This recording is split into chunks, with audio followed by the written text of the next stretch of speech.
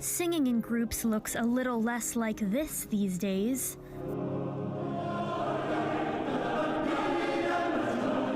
And a lot more like this. We rise again in the faces of our children. COVID-19 has been devastating for choirs.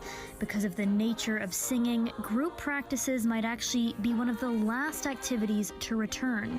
We're becoming increasingly aware that things like singing are challenging because somebody who has a very mild case, or maybe just before they become symptomatic, if they can expel a lot of droplets. Now, many of us have had to adjust to working from our homes, but producing music over the internet in a large group is really challenging. And that's because of something called digital latency. So if I'm here at my keyboard and I decide to play some music, you're not going to hear those notes at the exact same time that I'm producing them. And even that 1 second of difference can make things really challenging, even for the most professional of choirs. We'll make it through, but will it look the same when we come out the other side? I don't think it will. I also am a very firm believer that the effects of what choirs can do are not just about those that are singing together on stage, and it's not just about how it affects those that come to our audiences. The very act of doing this spreads goodness into our communities. And right now we can't. And it's hard.